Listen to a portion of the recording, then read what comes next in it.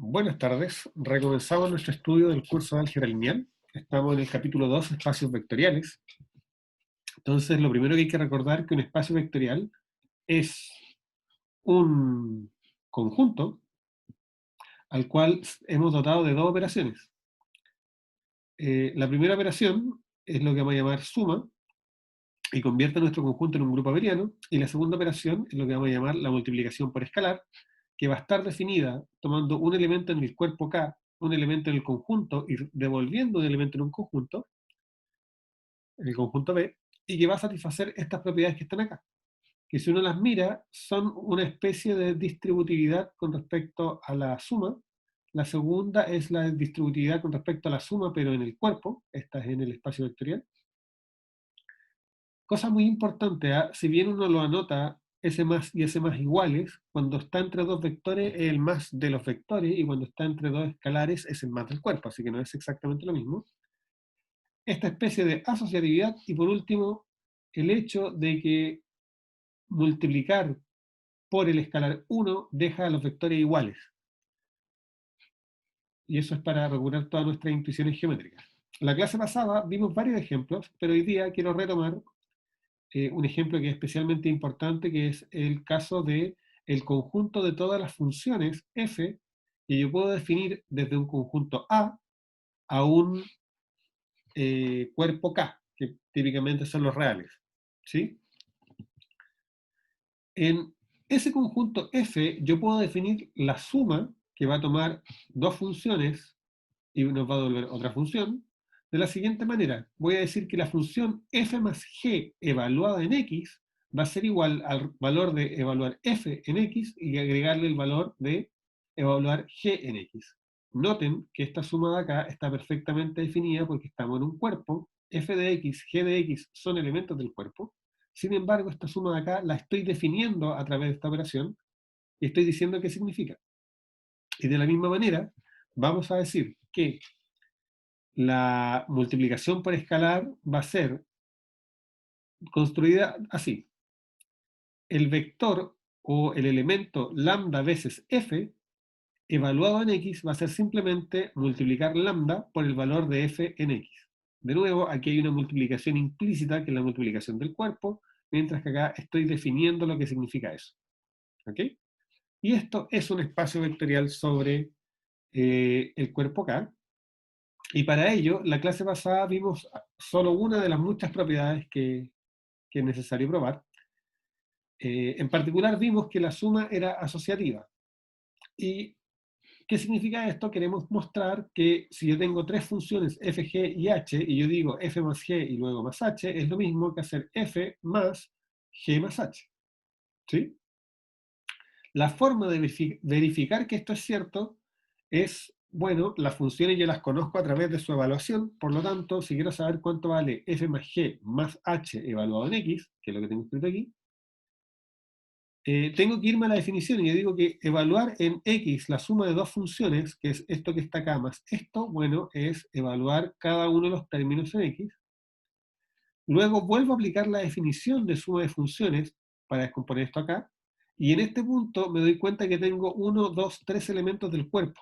Así que acá puedo usar la asociatividad del cuerpo para tomar estos dos paréntesis y empujarlos hacia acá, para que me queden así. Y después digo, bueno, pero g de x más h de x es por definición la función g más h evaluada en x. Y después digo, bueno, pero f en x más esta función evaluada en x es por definición la función... Ah, miren, aquí hay un error, lo aprovechamos de arreglar al tiro. Ahí sí. La función f más la función g más h evaluada en x. Y eso es exactamente lo que queríamos probar. Queríamos probar que esa función evaluada en cualquier x era lo mismo que esta función evaluada, perdón, que esta función evaluada en cualquier x, por lo tanto, esta función es igual a esa función. ¿Ok? Les recuerdo que dos funciones son iguales si evalúan lo mismo en todos lados. ¿Sí? Si dan el mismo valor, no importa el argumento que yo le aplique. Bien, pero si queremos probar que efectivamente las funciones son un espacio vectorial con estas operaciones definidas, lo que tenemos que hacer, además de probar que más es asociativa, tenemos que probar que más convierte a este conjunto F en un grupo abeliano. Entonces tendríamos que probar que además es conmutativa, probar que tiene un neutro, probar que tiene inverso, y creo que eso es todo. ¿Sí? Entonces, ¿cuál será el neutro en este caso? Hagamos solo esa parte de la parte de grupo. Entonces ahora veamos neutro. Bueno, sea la función e de x, que es idénticamente 0, ¿sí? En K. Y por 0 en K quiero decir el neutro para la adición en el cuerpo, ¿sí? Y si yo tomo esta función, no es nada difícil darse cuenta de lo siguiente, que f más e evaluado en cualquier x no es otra cosa que f de x más e de x, que es igual a f de x más 0 es igual a f de x, o sea, f más e es igual a f para toda f. Así que ahora habría que probar que también se tiene para el otro lado, pero bueno, es exactamente el mismo cálculo, se los dejo a ustedes. Y con esto uno muestra que esta función que yo llamé e es justamente el neutro para la suma en este espacio, en este conjunto, y de hecho simplemente le vamos a llamar la función 0. ¿Ya? La denoté por un ratito para que nos quedara más claro. Pero el punto clave es que esto nos muestra que hay un neutro para esta suma, y si ustedes se proponen, bueno, habrá un inverso. Inverso. ¿Qué pasa? Yo quiero encontrar, buscamos, dada f, en f, o sea, si tenemos una función f, queremos encontrar una función g tal que f más g sea igual al neutro. ¿Sí? Entonces uno se pregunta, ¿qué función le tengo que agregar yo a f para que cuando yo, en todo elemento, la evaluación me dé 0? Entonces yo digo, bueno, adivino, proponemos g igual menos f. ¿Y qué cosa es la función menos f? La función menos f está definida de la siguiente manera. Menos f de x va a ser simplemente el valor de f en x con signo menos, que sabemos que existe porque f de x ya evaluado es un elemento del cuerpo, y todo elemento del cuerpo tiene un inverso para la suma, y no es nada difícil de ver que si yo tomo f y le sumo esta función que llamé menos f, eso me da 0, bueno, me da el neutro, ¿sí? Para ser consistente. Ustedes pueden chequear el resto de las propiedades, pero esencialmente probar que algo es espacio vectorial es un ejercicio bastante largo, si ustedes quieren, en el cual tenemos que ser capaces de mostrar que se satisfacen todas las condiciones que enumeramos acá. ¿Sí? Tenemos que probar que B con más es un grupo abeliano, y tenemos que probar que la multiplicación por escalar satisface estas 4 condiciones. Ahora, recordemos, a ver, ¿quién me recuerda que tenía que satisfacer para ser grupo abeliano? Bueno, ya vimos que tenía que ser asociatividad, tenía que haber conmutatividad, ¿cierto? Para ser abeliano. Conmutatividad. Tiene que existir un neutro y tiene que existir inverso. ¿Sí? Entonces, si se fijan, probar que un espacio vectorial o que un conjunto y ciertas operaciones que se definen en él generan un espacio vectorial pasa por probar 9 afirmaciones. 1, 2, 3, 4, 5, 6, 7, 8. Ah, perdón, 8. Había contado mal. Llegaba solo a la vez. ¿Sí? Solo hay que probar esas 8 propiedades para poder mostrar que el conjunto es un espacio vectorial. ¿Hay consultas ahí?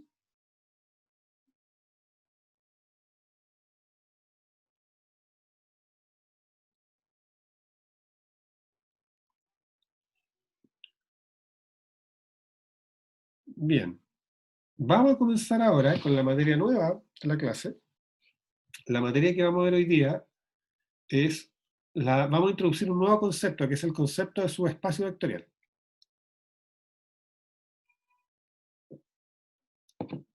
¿Y qué va a ser un subespacio vectorial? Bueno, si yo tengo un K espacio vectorial V y tengo un subconjunto de él, U, vamos a decir que ese subconjunto U es un subespacio vectorial de V. Si simplemente U es K espacio vectorial con las mismas operaciones. Ahora, ojo con esto, que para hacer subespacio vectorial de otro hay que hacerlo con respecto a las mismas operaciones. Podría ser que yo tenga un espacio vectorial V y que tengo un subconjunto de él que con otras operaciones es espacio vectorial, pero que con las mismas que yo tengo definidas en V no lo es. Entonces, en ese caso, U es un espacio vectorial en derecho propio, digamos, pero no es subespacio vectorial de V, porque al decir subespacio estamos fijando que son las mismas operaciones que están definidas en el conjunto grande, ¿ya? A veces, a mí me gusta decir que V es el espacio ambiente, como el ambiente, y U va a ser un trocito de él, ¿sí? Y acá hay un ejemplo que siento que ilustra bastante.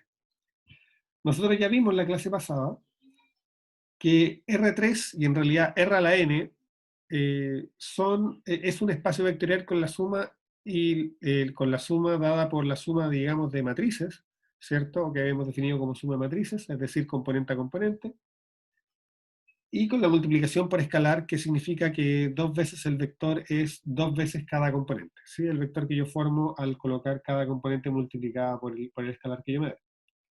Nosotros ya vimos que Rn, y en particular R3, es un espacio vectorial con esas operaciones. Ahora, ¿qué ocurre? ¿Qué pasaría si yo considero el subconjunto de R3, que son todos los vectores U, cuya segunda componente vale 0? O sea, los vectores de U se ven de esta forma. Un elemento de U podría ser el 1, 0, 1. Otro elemento de U podría ser el 3, 0, 2. Otro elemento de U podría ser el 4, 0, 5. Y por supuesto también podría ser el 0, 0, 0, porque el 0, 0, 0 satisface que en particular su segunda componente vale 0. ¿Sí? Ese subconjunto, vamos a ver que es un subespacio vectorial de R3. Entonces, si queremos probar eso, lo que tenemos que probar es que la suma es una ley de composición interna en este conjunto U.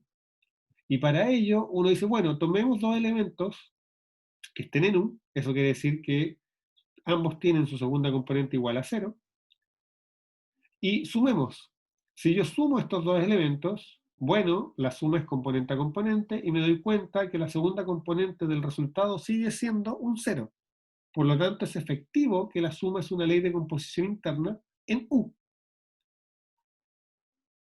¿Qué es lo que me dice eso? Bueno, que ya tengo derecho a preguntarme si este conjunto U dotado de esta suma va a resultar en un grupo abeliano. La verdad, perdón, la verdad es que eso es muy fácil de probar porque resulta que las propiedades del grupo abeliano las enumeramos antes. ¿Qué le pedimos al conjunto o a la estructura algebraica para ser grupo abeliano? Bueno, le pedimos primero que haya asociatividad. Pero nosotros sabemos que más es asociativa en todo B, o en este caso en todo R3. Por lo tanto, si yo tomo elementos que están en U y los opero en distinto orden, ¿cierto? Esa es la asociatividad, operar dos primero y después un tercero, o viceversa. En particular, eso es cierto, es válida asociar, porque es válido en todo R3, entonces en particular lo va a hacer en U. Creo que fue un poquito vago, así que mejor lo voy a escribir.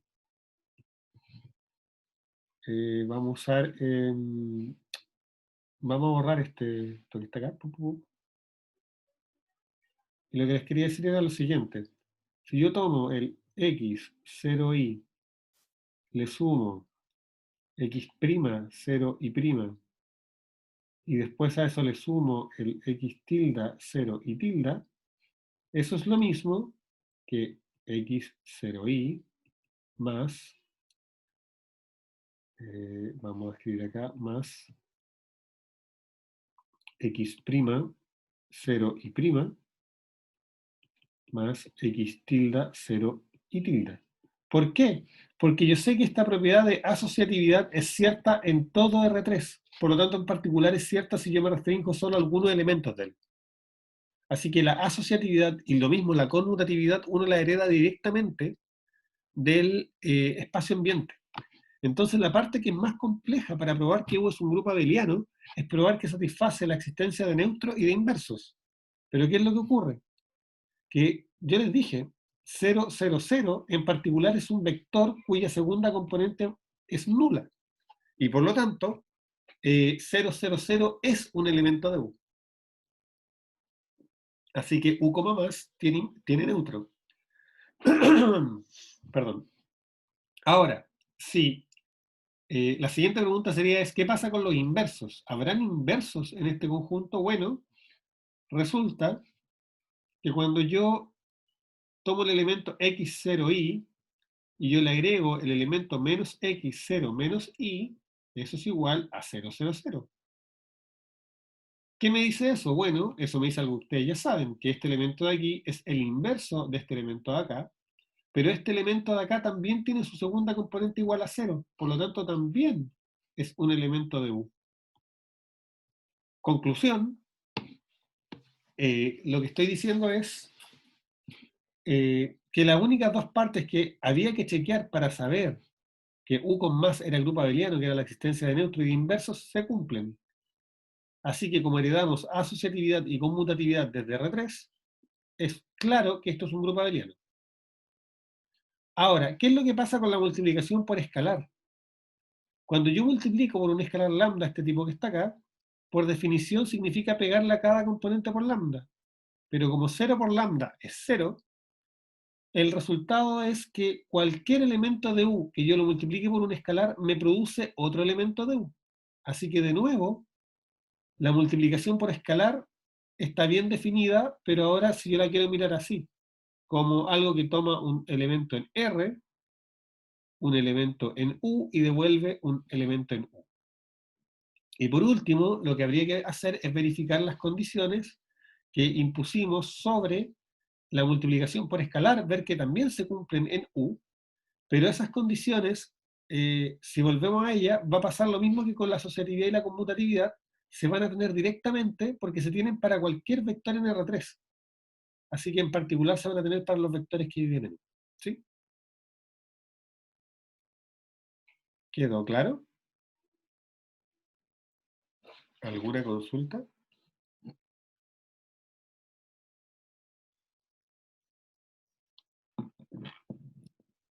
Los vectores no necesariamente tienen que ser de esta forma, ¿verdad, profe? Es solamente Eh, un ejemplo. ¿De cuál forma, Nicolás? Por ejemplo, x1, 0, z1. O sea, no necesariamente tiene que haber un 0 en el medio, ¿no? No, sí, necesariamente tiene que haberlo, porque eso es justamente U. U son los elementos que tienen un cero al medio. Ese subconjunto de R3, yo dejo en U solamente todos aquellos que su segunda componente es cero. Si lo imagináramos geométricamente, lo que estamos diciendo es que si uno mira, uno cierto tiene el eje X, el eje Y ambos en el plano horizontal y el eje Z se eleva verticalmente, ¿cierto? Lo que estoy diciendo acá es que me quedo dentro del plano. Este conjunto A son puntos, de hecho es el plano que forman los pares X, Z, si tú quieres, cuando tomo el Y igual a 0. ¿Sí? A ver, voy a hacer un bonito, ojalá me resulte medianamente bonito. Si acá yo tengo los ejes, este es X, este es Y y ese es Z, el U básicamente estoy diciendo que es este plano que está acá. ¿Sí? No me quedó muy ahí. Voy a pintar solo eso, es este plano, y obviamente también pasa hacia atrás y hacia todos lados, pero no quiero pintar más porque creo que no sé. Ahí es ese plano. ¿Ok? Y también hacia abajo. ¿Sí? ¿Se entiende? Entonces, justamente esta componente tiene que valer cero la segunda. Porque eso es U. U es el conjunto de elementos que tienen la segunda componente igual a cero. Lo que acabamos de probar es que ese subconjunto, cuando yo lo miro y lo doto de las mismas operaciones que todo R3, sigue siendo un espacio vectorial. Y como es con las mismas operaciones, vamos a decir que U es un subespacio vectorial de R3. ¿Ok? ¿Queda más claro? Sí, profe, con el dibujo se entendió mucho mejor. Ya, que bueno. Entonces, ahora, acá hay un ejercicio que es para ustedes, que hay dos ejemplos más. Por ejemplo, nosotros ya sabemos que todas las matrices forman un espacio vectorial y podemos probar que las matrices triangulares superiores son un subespacio vectorial. De hecho, también son subespacio vectorial las matrices triangulares inferiores y también son subespacio vectorial las matrices diagonales. ¿Por qué? Porque cuando yo sumo dos diagonales obtengo diagonal, cuando sumo dos triangulares superiores obtengo triangular superior, cuando sumo dos triangulares inferiores obtengo triangular inferior. Em, las simétricas también son otro subespacio vectorial de las matrices. ¿Ok? Y el segundo ejemplo, y este es el que voy a desarrollar yo, es un poquito más rebuscado, pero un poquito, que dice lo siguiente, miren. Les recuerdo que Kx es el conjunto de todos los polinomios que yo puedo hacer sobre un cuerpo K. ¿Sí? Y ¿qué dice esto acá? Mira, dice, mire, fije un elemento en su cuerpo y vamos a llamar NA al conjunto de todos los polinomios que se anulan en A. Por ejemplo, si yo tomara K igual a los reales y tomara A igual a 1, lo que estoy diciendo son todos los polinomios que tienen como factor x menos 1. ¿Sí? Porque x menos 1, ¿cierto? Si yo lo evalúo en 1 vale 0, x menos 1 al cuadrado también, y así sucesivamente. Entonces, si yo tengo cualquier polinomio que se escribe como x menos 1 por un p' de x, eso que está ahí es un elemento de NA. Son todos los polinomios que se anulan en A. ¿Ok? Y lo que vamos a probar es que el conjunto de todos los polinomios que se anulan en A, o que tienen a A como raíz, que es exactamente lo mismo, es un subespacio vectorial del conjunto de todos los polinomios.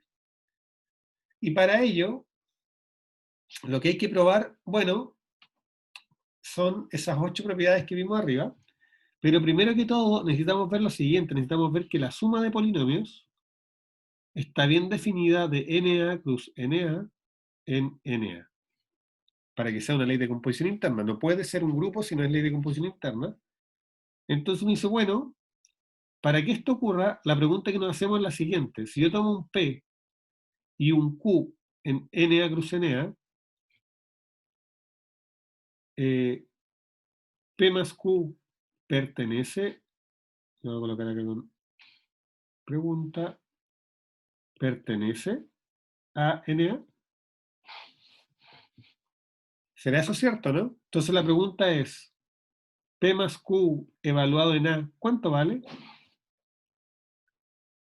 Bueno, por definición de suma de polinomios, eso es P evaluado en A más Q evaluado en A.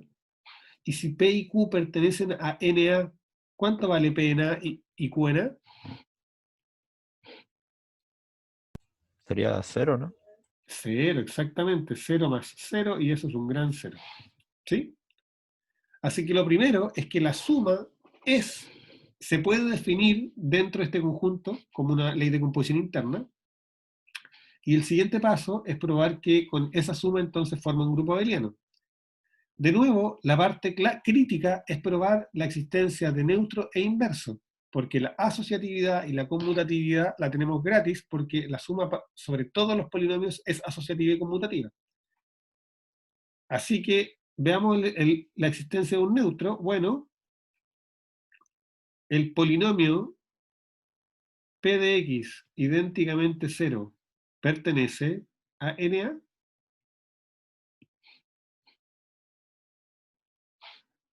¿Qué dicen ustedes? Bueno, para que eso ocurra, lo que yo necesitaría es lo siguiente, que P evaluado en A, ¿cuánto vale? Si P es el polinomio nulo, ¿cuánto vale evaluado en cualquier punto?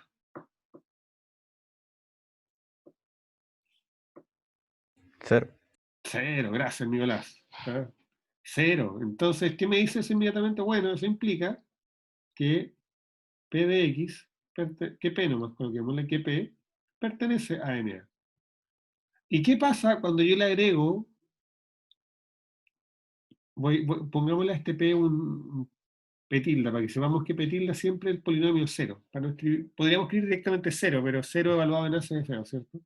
Escribo Si escribo eso, se ve un poco raro. Entonces, ahora, si Q pertenece a NA, ¿cuánto vale P tilde más Q? Bueno, tengo que mirar cuánto vale en algún punto X, y eso es P tilde de X más Q de X, y P tilde de X es 0, porque es el polinomio P tilde del polinomio 0, así que esto es simplemente Q de X, y eso implica que P tilde más Q es igual a Q, y como yo ya sé que la suma es conmutativa, esto implica que P tilde es el neutro. Así que sí, tenemos un neutro para la suma. ¿Qué pasa ahora con el inverso? Si Q pertenece a NA, ¿existe algún H en NA tal que P más Q, perdón, tal que Q más H sea igual a nuestro polinomio tilde que era el neutro? Bueno, para que eso pasara, yo querría un polinomio que haga lo siguiente. Cuando yo digo, entonces voy a escribir, necesitaríamos que Q de X más H de X sea igual a 0 para todo X. Y digo, pero miren, basta tomar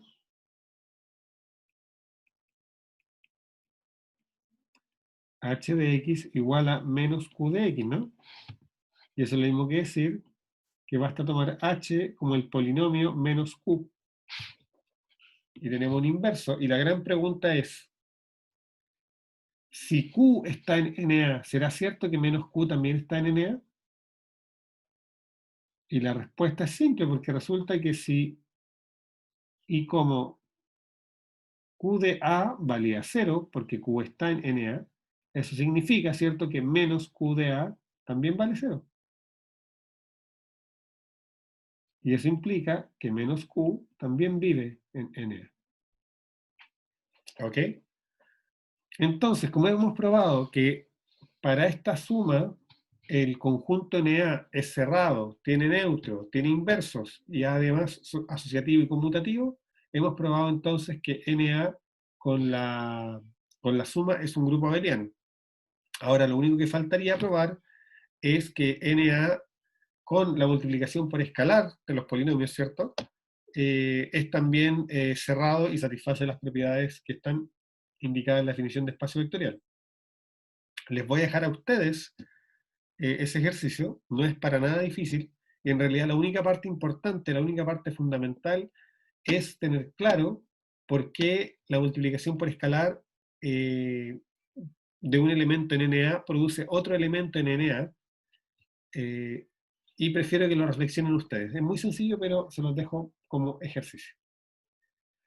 Ahora, vamos a probar un teorema que esencialmente el teorema dice que lo que he estado haciendo yo en los ejercicios era todo lo que había que hacer para demostrar que U era subespacio vectorial de B. ¿En qué sentido?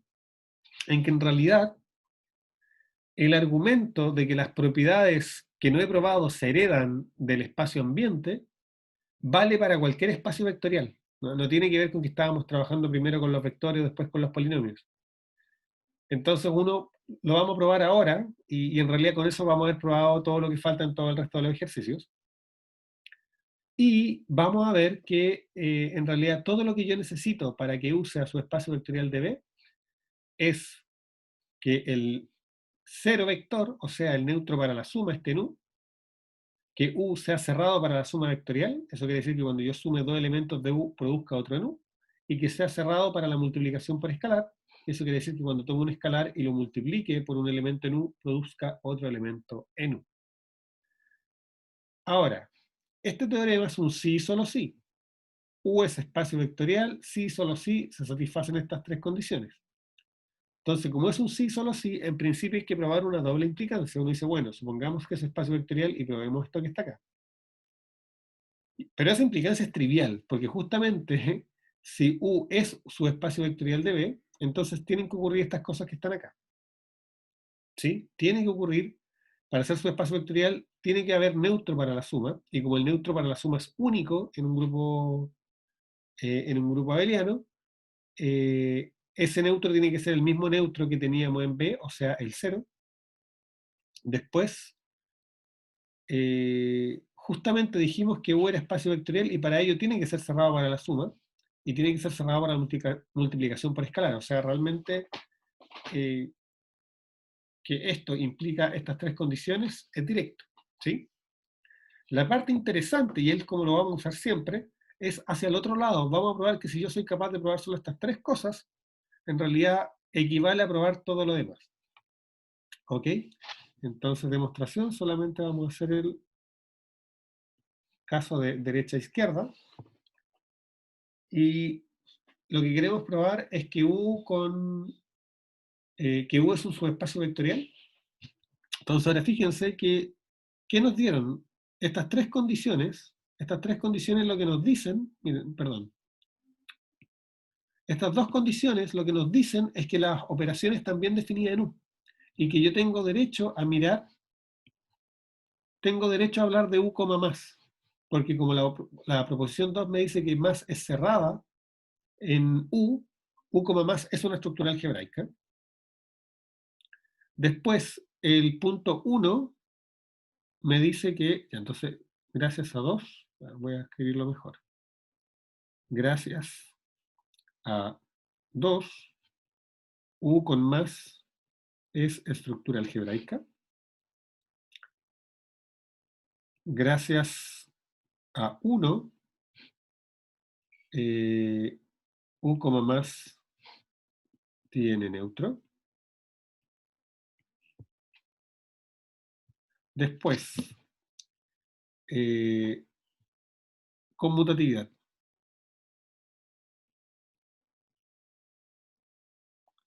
Entonces, yo me doy un U1 y un U2 en U, y me pregunto si U1 más U2 es igual a U2 más U1. Y la respuesta de eso es sí, pues U1, U2 pertenecen a B, y la suma en B es conmutativa. Eso es lo que les decía, que se hereda directamente. Y la asociatividad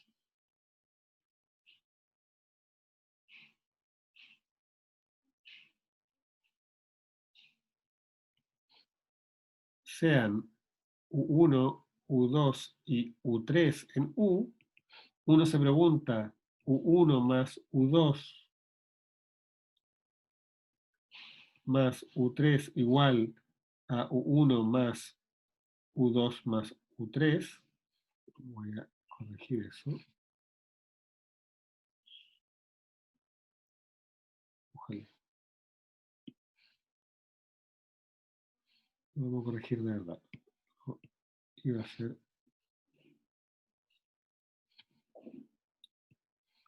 Entonces esto, ok, pues U1, U2 en B. Y esto también, ok, porque U y todos pertenecen a B. ¿Ok? Entonces, conmutatividad y asociatividad está perfecto. Así que lo único que nos falta para mostrar que U, más es un grupo abeliano es probar que hay inversos. Y aquí la parte es un poco más sofisticada, el argumento es más sofisticado por lo siguiente. De alguna manera, en los ejemplos anteriores, a mano yo podía construir cuál era el inverso. Entonces podía probar que era un elemento en U. ¿Cómo lo voy a hacer ahora? Esa es la pregunta que nos tenemos que hacer. Y la respuesta pasa por lo siguiente. Hay algo que, no sé si, yo creo que está más arriba, me imagino que lo dejé como ejercicio. Pero no está como ejercicio, pero es un calculito que tenemos que hacer, miren.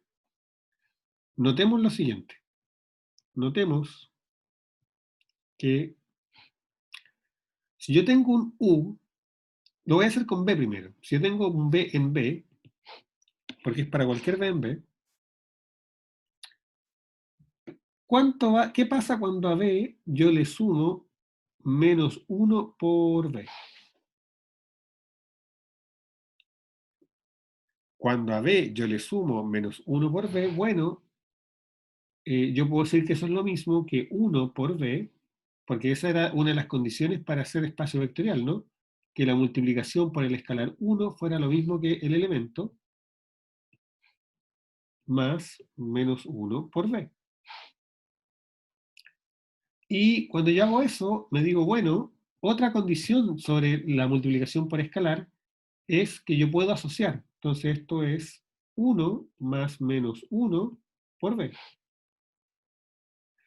Pero resulta que en el cuerpo 1 más menos 1, yo sé cuánto vale, eso vale 0. Así que esto que está acá es simplemente 0 por b, y otra de las cosas que sí probamos es que cuando yo multiplico 0 por cualquier vector, eso me da 0, el vector 0. ¿Para qué hice esto? Hice esto solo para mostrar lo siguiente. Yo sé que b es un grupo abeliano, por lo tanto, b tiene un único inverso, y ese inverso nosotros lo denotamos como menos b. Pero aquí acabamos de ver que menos 1 por b también es inverso, porque también cuando se lo agrego a b me da 0.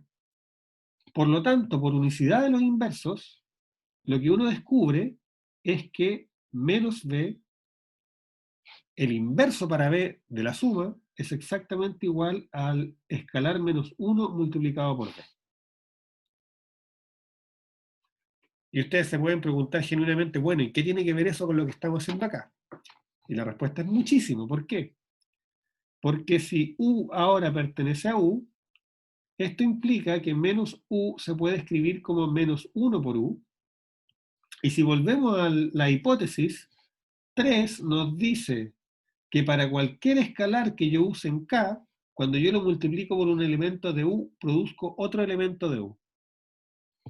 ¿Y por qué eso es importante para nosotros? Porque aquí estoy tomando el escalar menos 1, estoy multiplicando un elemento de U, así que el resultado, que es menos U, pertenece a U. Y eso implica que menos U pertenece a U, y es que es lo mismo que decir, ¿cierto? Que existe inverso para más en U.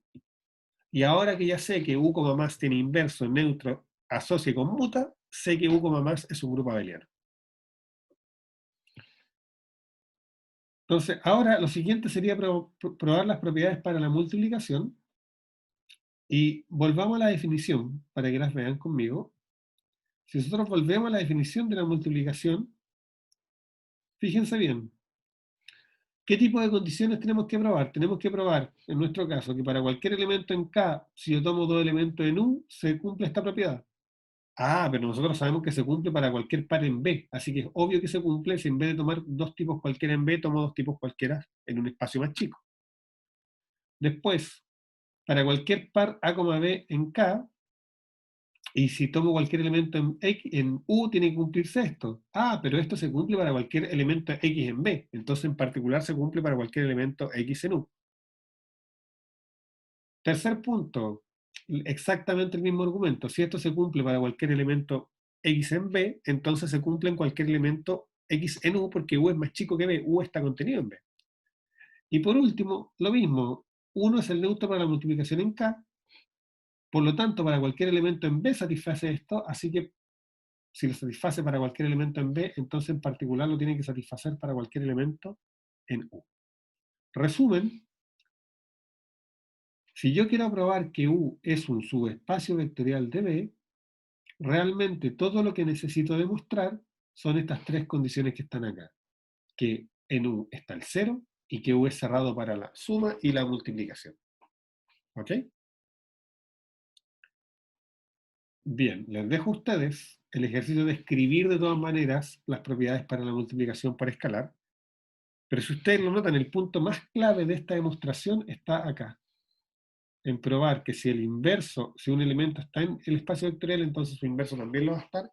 Y la forma de hacerlo es a través de este argumento de que el inverso se puede escribir como una ponderación por escalar del mismo elemento. ¿Sí? Ok. Ahora, corolario, todo espacio vectorial tiene al menos un subespacio vectorial, que es el que tiene solamente al 0. Si ustedes se fijan, si yo tomo el 0 dos veces y lo sumo, obtengo 0. Si yo tomo el 0 y lo multiplico por un escalar, obtengo 0. y obviamente el 0 está metido en el singleton 0, por lo tanto este subconjunto U satisface las tres condiciones que acabamos de probar, son suficientes para garantizar que U es subespacio vectorial. Así que el conjunto de subespacios vectoriales de un espacio vectorial dado siempre tiene al menos un elemento. ¿Ok? ¿Alguna pregunta hasta ahí?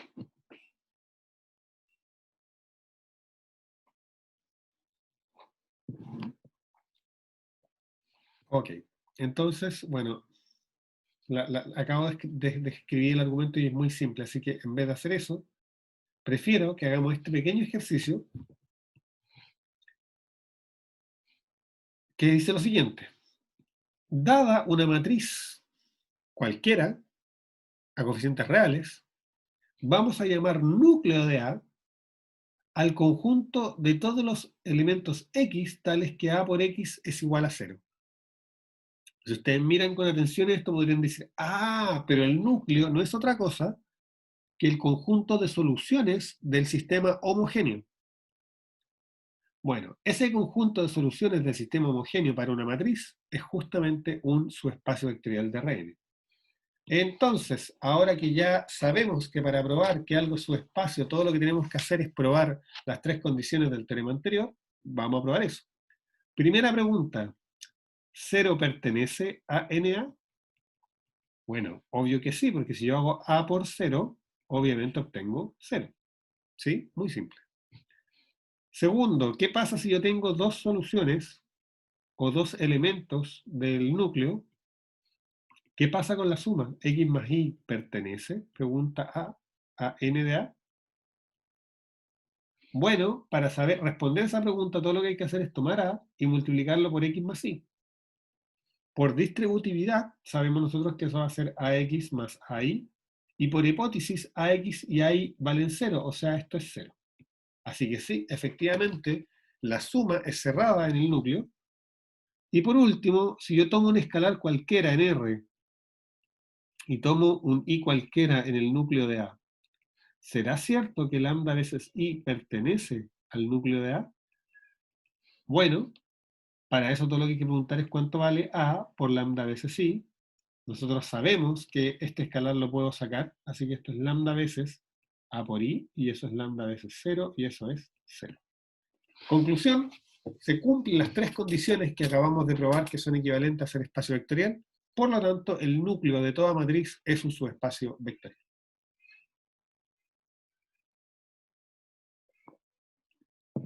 Otro ejercicio.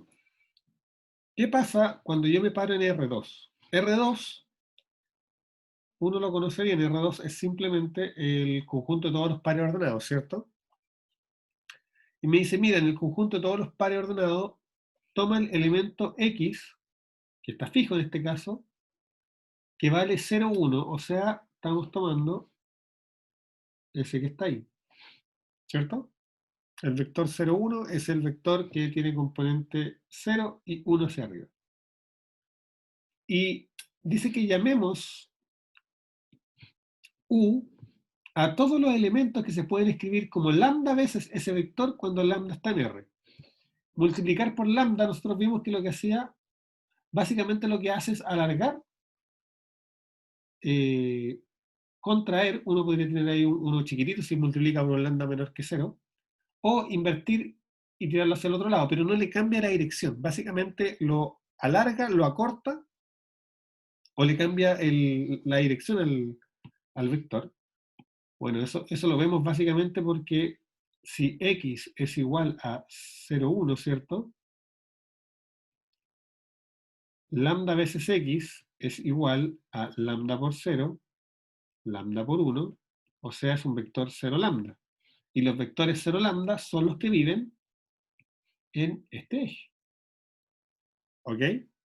Y lo que vamos a mostrar ahora es que todos los vectores que vienen en este eje forman un subespacio vectorial. Y para ello, de nuevo, lo que hay que hacer son tres preguntas. ¿0 pertenece a U? Bueno, sí, porque 0 yo lo puedo escribir como 0 multiplicado por 0,1.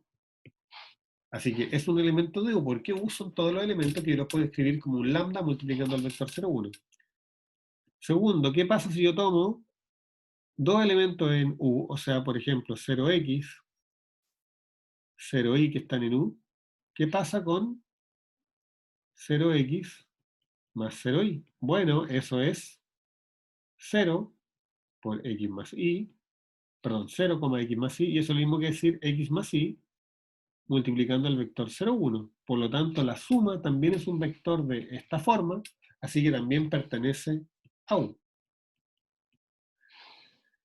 Por último, ¿qué pasa si yo multiplico por un escalar? ¿Qué pasa si yo tomo lambda en R, tomo 0x en U, y pregunto por lambda veces 0x? Bueno, eso va a ser 0 por lambda x, y eso es lo mismo que lambda x multiplicando al 0, 1. Por lo tanto, eso también está en U. Conclusión, U es un subespacio vectorial de R2. De hecho, uno va a ver que todos los subespacios vectoriales de R2 tienen esencialmente la misma forma. Son rectas que pasan por el origen. Es un subespacio, yo creo que es obvio para ustedes que eso también es un subespacio porque simplemente están cambiadas de orden las coordenadas. Y si uno tuviera cualquier recta que pase por el origen, eso también es un subespacio de R2. ¿Ok? Preguntas hasta ahí.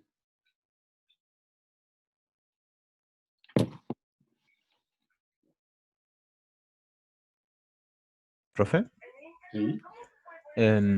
visto como gráficamente, el vector 0 sería el origen, ¿no? El vector 0 Solamente. es el origen, así es. Esa duda solamente tenía. Ok, Gracias. perfecto. Sí, no, es bueno hacer ese paralelo con la gráfica, porque en el fondo uno se dice, ah, entonces los subespacios vectoriales son rectas que pasan por el origen. Y en el caso de R3, vimos que los que tenían una coordenada 0, miren, volvamos al ejemplo de R3, que era este que teníamos acá. ¿Dónde está? Acá, perdón. Si se fijan, esto que está acá, yo hice el monito, es ese plano que está ahí, y también es un plano que pasa por el origen. Bueno, de hecho, sabemos que todo subespacio vectorial pasa por el origen, porque contiene al 0. Así que, y en realidad en R3, todos los subespacios vectoriales son planos que pasan por el origen. En R2 son rectas que pasan por el origen. Y cuando uno aumenta la dimensión ya pierde el correlato con la realidad, porque uno habla de un hiperplano en Rn, digamos, que pasan por el origen. Ok, bueno, dado que no hay más consultas, vamos a introducir un nuevo concepto en el curso, que es el concepto de combinación lineal, que es el que está acá. Entonces, de aquí en adelante, nosotros ya tenemos en la maleta los espacios vectoriales, tenemos en la maleta los subespacios vectoriales, y ahora lo que vamos a hacer es fijar un espacio vectorial V sobre algún cuerpo K, lo vamos a considerar dado, y vamos a introducir lo que se llaman las combinaciones lineales. Entonces, ¿qué es una combinación lineal? Es algo muy sencillo, dice, tome usted n elementos en su conjunto, ¿sí? 2, 3, 4, 5, 100, 1.000.000, da lo mismo. Vamos a decir que otro elemento B es una combinación lineal de todos esos. Si uno puede encontrar algunos escalares alfa 1 hasta alfa n en el cuerpo, tales que B es igual a la suma de los B sub I ponderados por esos alfa sub I. ¿Ok? Entonces, dicho así en genérico, es un poco áspera la definición, pero veamos un ejemplo. En R3, el vector 3, 0, 2 es combinación lineal de los vectores 1, 0, 0 y 0, 0, 1. ¿Por qué? Porque 3, 0, 2 yo lo puedo escribir como 3 veces el vector 1, 0, 0 más 2 veces el vector 0, 0, 1. ¿Ok? En las matrices de tamaño 2 por 2, esta matriz que está acá es combinación lineal de la matriz que está aquí y la matriz que está acá. ¿Por qué? Porque esta matriz se puede escribir como 2 veces la primera menos una vez la segunda. Por último, en los polinomios a coeficientes reales, el vector x cuadrado más 2x menos x a la cuarta, menos 4x a la cuarta, perdón, es una combinación lineal de los vectores x, x cuadrado y x a la cuarta. ¿Por qué? Porque fíjense, es una vez este, más dos veces este, menos cuatro veces este. ¿Ok?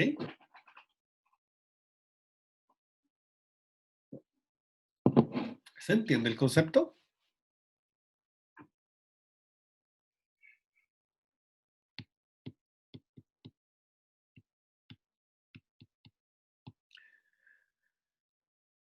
Lo último, Javiera, sería el último ejercicio, o, perdón, el último ejemplo o el último concepto.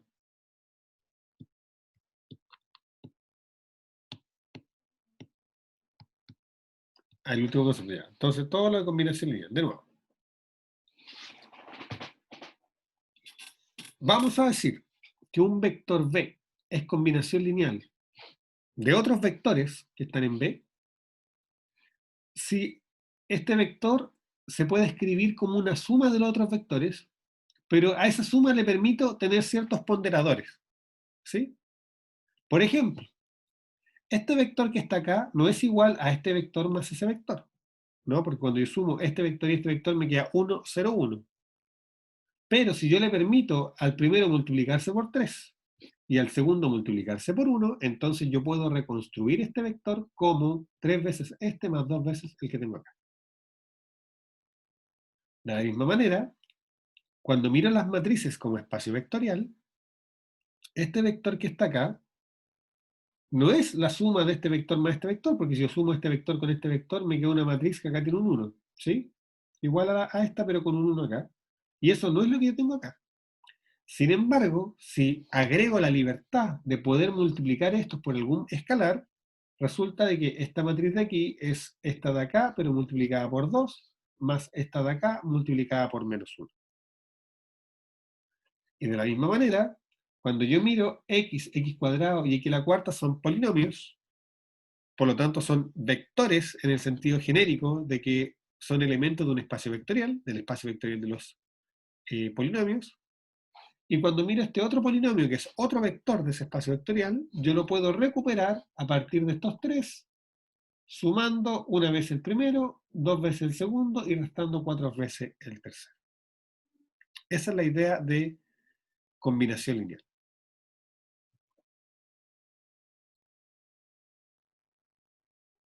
¿Queda más claro, Javier? Hagamos un ejemplito más acá al ladito. Por ejemplo, yo podría tomar el vector 3, 0, 4, más dos veces el vector 1, 1, 1, menos una vez el vector 0, 0, 3. Eso que está ahí es una combinación lineal. ¿Por qué? Porque es la suma de vectores multiplicados por ciertos escalares. Y en este caso, el resultado, ¿cuánto me da? Me da 3 más 2 menos 0, o sea, 5. 0 más 2 más 0, o sea, 2, 4, más 2, 6, menos 3, 3. ¿Qué diría aquí yo? Yo diría entonces que este vector de acá es una combinación lineal de este vector y este vector. ¿Ok? Lo voy a decir de una manera un poco difícil ahora, pero que siento que aporta mucho a lo que viene. Entonces tratemos de conciliar lo que voy a decir ahora. La información que está contenida en este vector se puede recuperar de la información contenida en estos vectores. Entonces, un vector es combinación lineal de otros cuando la información que contiene se puede recuperar a partir de los otros. Fíjense que en un espacio vectorial nosotros podemos sumar y multiplicar por escalar. Entonces nosotros podríamos decir que yo tengo permiso, siempre que yo tenga vectores, tengo permiso para sumarlos y multiplicarlos por escalares. Entonces, digamos que esa es como la regla de construcción del lenguaje, es la gramática del espacio vectorial. Y básicamente lo que estoy diciendo acá es que la historia que cuenta este vector se puede reconstruir con las reglas del espacio vectorial a partir de la información que está acá, acá y acá. ¿Sí?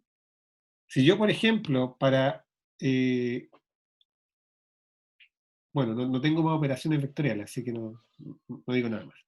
Entonces ahora, para terminar la clase de hoy, vamos a hacer un pequeño ejercicio, que es un ejercicio súper interesante, porque nos hace la pregunta inversa.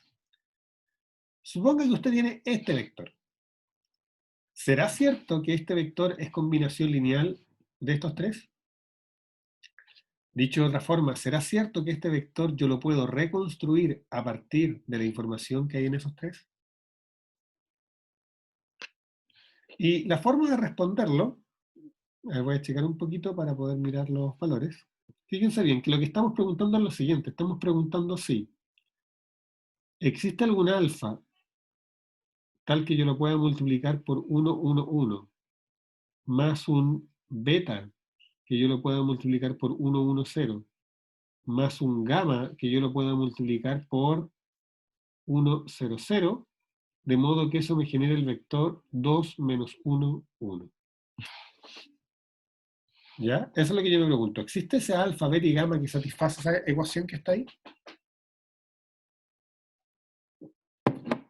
Ahora, ¿qué es lo simpático? Que como ustedes son expertas y expertos en matrices, yo creo que miran esto y dicen, pero fíjense bien que esto es lo mismo que escribir, tomar la matriz 1, 1, 1, 1, 1, 0 y 1, 0, 0, esa matriz, multiplicarla por el vector alfa, beta y gamma, y que eso me dé el lado derecho 2 menos 1, 1.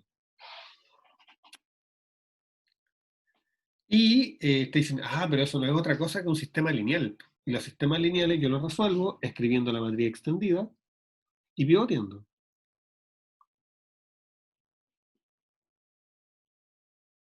Perdón, matriz extendida. Ok, entonces pivoteamos. Ahora, este es un sistema muy simpático porque solo hay unos, entonces todo lo que tengo que hacer es restarle a la segunda y a la tercera fila a la primera, entonces la primera me queda igual, 1, 1, 1. Bueno, de hecho no es ni siquiera necesario pivotear, lo podemos hacer más fácil porque noten que en realidad este es un sistema escalonado, pero como hacia atrás, digamos, está escalonado, no en el sentido que lo hacíamos nosotros, pero igual está escalonado, y eso me permite hacer lo siguiente. Fíjense que en la última ecuación solo aparece alfa. Entonces esto me dice que, bueno, alfa tiene que ser igual a 1. Si yo quiero que esto sea cierto, alfa tiene que ser igual a 1. Después la segunda ecuación me dice alfa más beta igual menos 1. Pero alfa yo ya sé que vale 1, por lo tanto beta vale menos 2. Y la primera ecuación me dice que alfa más beta más gamma igual a 2. Pero alfa más beta vale menos 1, ya lo sabemos. ¿Cierto? Entonces menos 1 más 1 tiene que ser igual a 2. Y eso me dice, perdón, más gamma. Y eso me dice que gamma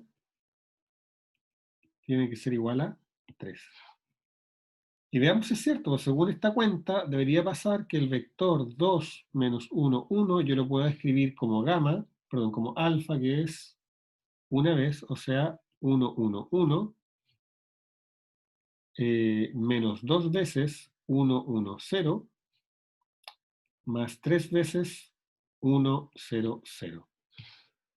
A ver, acá tengo 1, menos 2 me da menos 1, más 3 me da 2, perfecto. Acá tengo 1, menos 2 me da menos 1, y ese ya no aporta. Y acá tengo 1, que igual a ese, y esos dos ya no aportan. Así que, ¿cuál es la conclusión? Que sí, este vector que está acá es combinación lineal de estos tres vectores, y los escalares son los que encontramos, 1, menos 2 y 3.